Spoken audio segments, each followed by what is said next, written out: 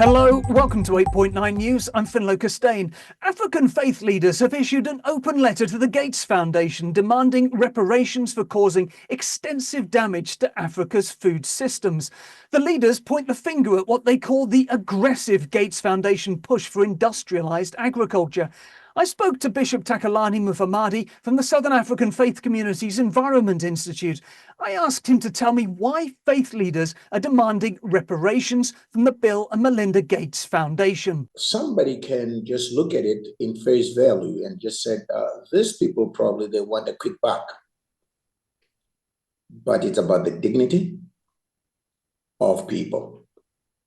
Because when you take away what has been their inheritance and defile them in the way some of the seeds and pesticides do, to be able to restore that soil to its original intent, it's going to take years. And what's going to happen in those years that these people do not have capacity to have food? Nobody knows except when experienced. But we do know that if you look at some of the places in Africa where this has happened, places like Zambia and others, and there's a study actually, I was just going through that had been done by Tufts University. And this study was done in Mali, in Kenya, Tanzania, and Zambia. Of the devastation of these artificial seeds and their impact. So the reparation really is to say to the foundation, the damage you caused, it has taken away the sustainability of a community, not one person, of a community. I wonder why faith leaders are leading this call rather than the farmers themselves. As faith leaders, you can't separate people from their faith. As faith leaders, we live with these people daily.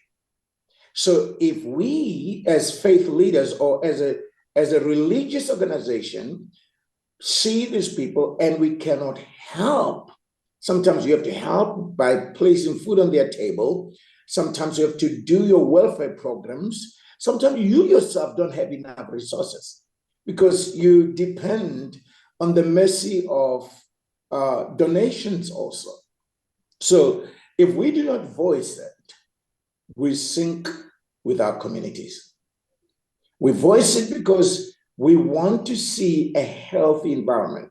Also, God himself said in his word that the heavens are his, but the earth is given to the sons of men. Now, if we do not take care, we do not take care of the earth, who will? And if we do not become also people that would rise up when we see ill, who must? Is the Gates Foundation uniquely responsible for pushing this model of high-output, synthetic-reliant agriculture onto African nations? Not solely, but they are the highest investors of this model. For example, by 2006, nearly 1 billion was invested in that from the Gates Foundation.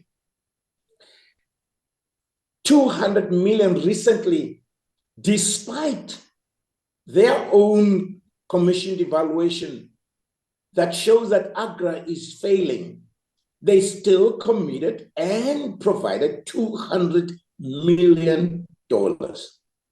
Now, they are pushing this not only on the seed, mind you, they are also pushing policies with governments. Now, a policy stays longer, and to challenge a policy takes a lot of money to do so. And it depends also in governments where there's no human rights, you take it as it comes. But where there's human rights, maybe you can take it to the courts and the courts can be able to fight for you. But what about those countries where there's no proper human rights? And Agra has influenced policy now because they've shifted now into the policy area now. As much as they've seen how this thing has damaged, they move to their policy dimension because they know if they influence the power, the authority, they've got it. If this high input model of agriculture continues to grow unchecked, what do you think will happen to African food systems and communities? Will be poorer. One, because the pesticides that are used, they damage your water table, they damage your soil. So if let's say you're planting sorghum and you're planting mealies, you can't plant anything else except that. Now, you can't live on those two things the rest of your life. You need variety for health purposes. And at the same time is that you look at subsistence farming. The ecological impact of it is that if they have to take these seeds, first of all, the seeds are expensive. Are they going to afford them all the time? Secondly, if it is their soil is damaged, their water table is damaged, how are they going to resolve that? They don't have capacity. And at the same time is that this crop, no ants or worm can eat it. Now, in subsistence farming, is that if they have farmed with mealies and they've taken the crops off, they will take the remains to feed their animals.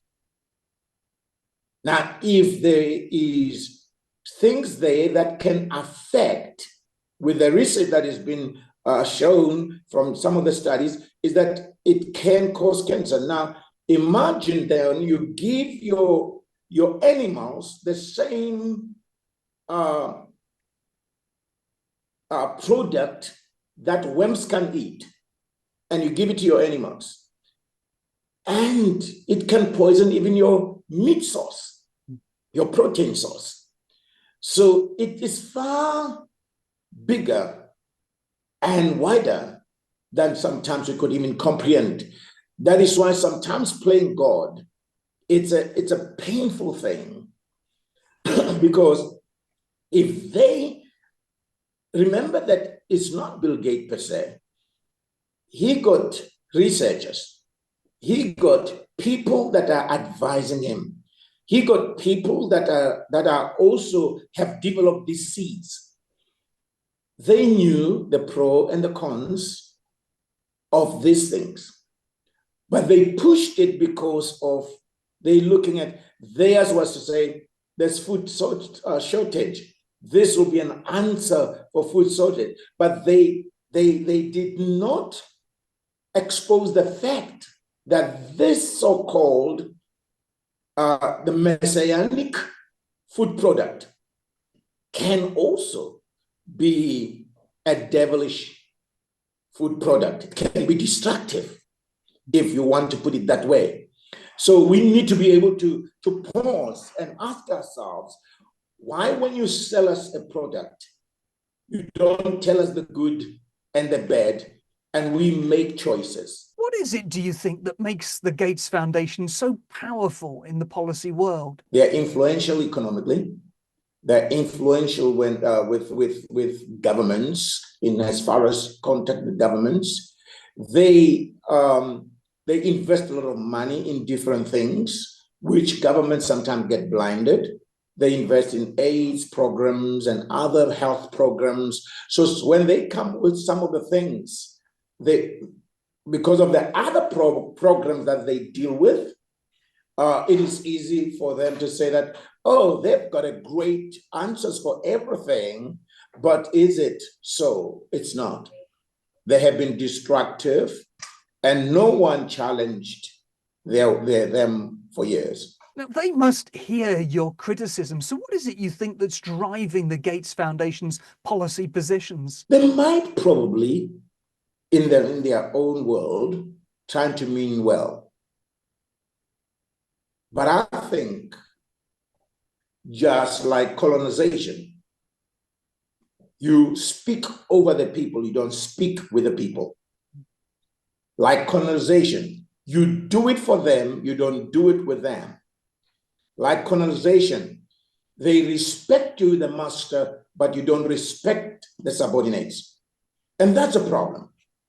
That because I've got the muscle, economic muscle, I've got all these researchers, I've got all these great lawyers, I can just do whatever I do for them. And then everyone who questions is that I'm doing it for you. But are they doing it for us?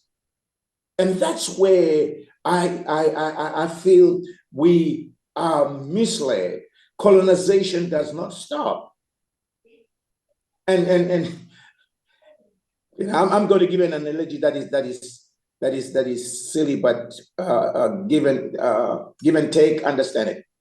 You see, when we in Africa became independent as countries, the colonizers never left or took their hands off our countries. We're busy fighting with the tail while the head is outside. So we say we are free, but if you look politically, the colonizers still say who will lead a country, who will not. They still fund the one who's coming in and all those sorts of things. So who will I submit to when it comes to policy? Is the one who funds me. The demand for reparations that you've made sounds in some ways like a howl of despair at this stage, because the message that you're putting forward isn't new. This is just a new way of trying to get the Gates Foundation and the world population to wake up to the problem.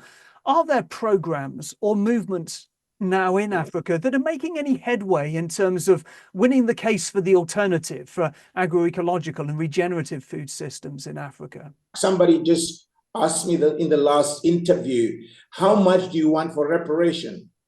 I said, you see, that's a Western way of looking at handouts. We're not looking at handouts. We're looking at dignity. So it is very important to realize that it's not just howling in the air, but as what we are doing, as you say, we're making this voice not to be silent, but to be echoing every time. When they want to forget that voice, it must still come. And at the same time, not only echoing, but also what we also doing, we also are making sure that there is documentation that is being done in the midst of all this, that there will be records. If we pass, the next generation will find records and they could continue the voice, that the voice must not be still. This movement must go on.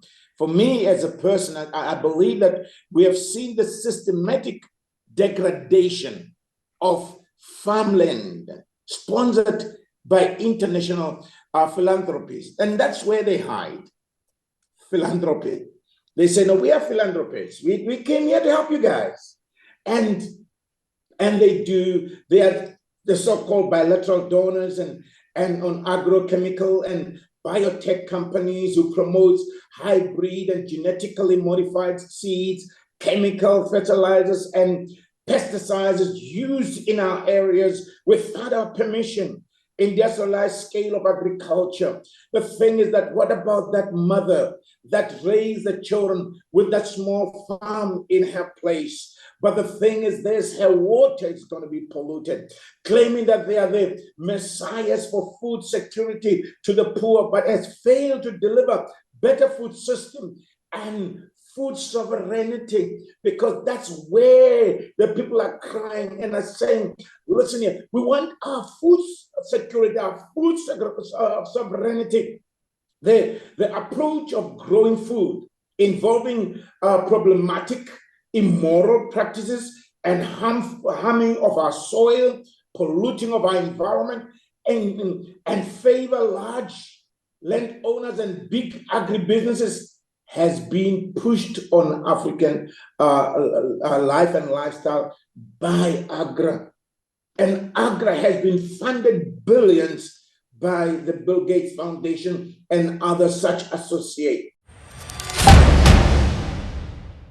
That was Bishop Takalani Mufamadi from the Southern African Faith Communities Environment Institute. More news as ever on our website, 8.9.com. That's all for now. We're back soon. Thanks for watching.